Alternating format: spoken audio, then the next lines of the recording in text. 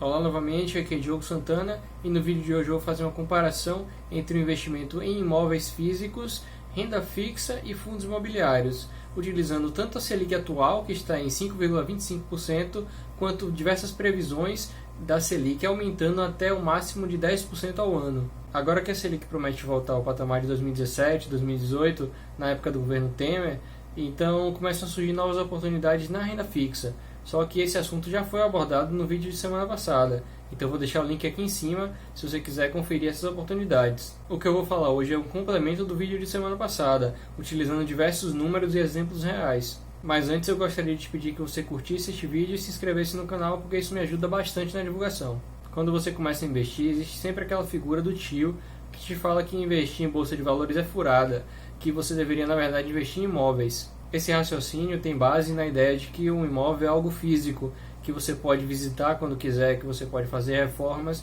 e que pode passar para os seus filhos e netos como herança. Mas vamos aos números. Imagine que você tem R$300 mil para investir e resolve comprar um imóvel. Esse imóvel vai te pagar uma taxa de aproximadamente 0,4% ao mês, o que vai te dar R$ 1.200 de renda mensal. Para comparar com essa renda mensal que o investimento de imóveis vai te dar, eu vou utilizar a poupança, um CDB de liquidez diária que rende 100% do CDI e um fundo imobiliário genérico. Lembrando que a taxa Selic está hoje em 5,25% ao ano e ela servirá como base para fazer os cálculos. Primeiro eu vou comparar o investimento em imóveis com a poupança. Lembrando que a poupança ela rende 70% da Selic mais a taxa referencial se a Selic estiver abaixo de 8,5% ao ano.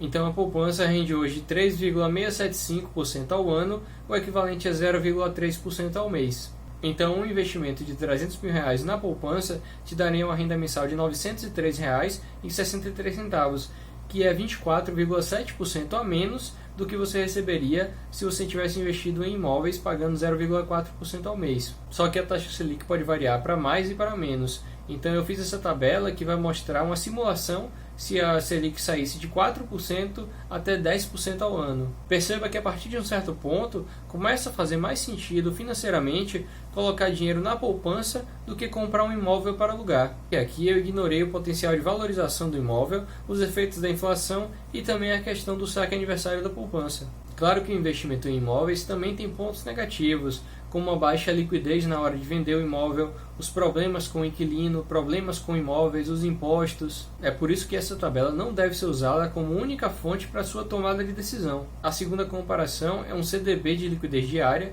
que rende 100% do CDI. Esse tipo de CDB, que rende 100% do CDI e tem liquidez diária, é muito fácil de ser encontrado em quase todos os bancos e corretoras, então não tem muito mistério aqui. Já a rentabilidade aqui também vai depender da Selic, uma vez que o CDI ele gira normalmente em torno de 0,1% abaixo da taxa Selic. Outro ponto importante é que nos CDBs existe a cobrança de imposto de renda seguindo a tabela regressiva. Só que nesse caso eu vou considerar apenas a alíquota mínima de 15%, uma vez que a reforma tributária pretende acabar com a tabela regressiva, deixando uma cota única de 15%. Então, ao investir os R$300 mil nesse CDB, você teria o equivalente a uma renda mensal de R$ 1.069,36, e isso é 10,89% a menos do que a renda mensal que você receberia ao investir em imóveis, que é de R$ 1.200 por mês. Nessa comparação, eu também fiz uma tabela variando a taxa Selic para ver os resultados, e novamente vemos um ponto que a renda mensal do CDB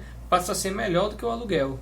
Novamente, eu ignorei o potencial de valorização do imóvel e os efeitos da inflação, mas perceba que eventualmente a renda mensal do CDB se torna tão maior do que a renda mensal do aluguel do imóvel que talvez faça sentido ter uma parte do patrimônio alocada nele. Em um cenário de crise do setor imobiliário, o seu imóvel pode desvalorizar tanto que até faça sentido ter o patrimônio alocado em um CDB de liquidez diária e ainda vai contar com a proteção da FGC até R$250 mil.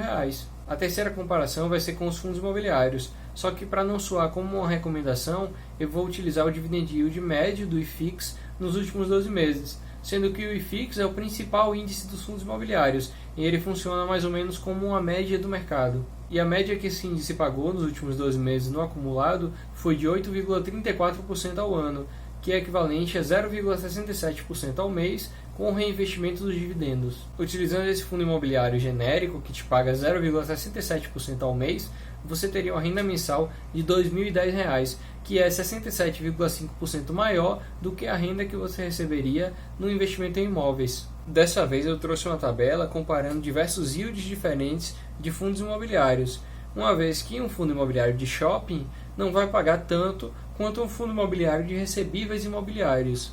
Só que o que você deve se basear mais é no de 0,67%, uma vez que é uma média do IFIX, que seria um espelho de uma carteira bem diversificada em vários fundos imobiliários. Quem já investe há algum tempo sabe que o investimento em fundos imobiliários é melhor do que o investimento em imóveis por diversos motivos, como por exemplo, a liquidez é muito melhor, o investimento mínimo é muito mais baixo, a renda mensal é isenta de imposto de renda, existe uma gestão profissional dos ativos e os fundos imobiliários também são diversificados em diversas regiões do país e diversos setores diferentes. E você também sabe que o investimento em poupança não rende quase nada. Então o que realmente deve pesar na hora de você escolher os seus ativos é o seu perfil de investidor. Se não faz parte da sua aptidão ao risco ter investimento em renda variável, então é melhor não ter. O que deve pesar mais no final das contas é não perder o sono com seus investimentos, porque eles foram criados justamente para te dar uma noite tranquila, então isso acabaria fazendo com que eles perdessem o sentido. Se você quiser mexer em qualquer uma dessas tabelas, eu vou deixar o link na descrição para você poder fazer as suas simulações. Então por hoje é só e nos vemos na próxima.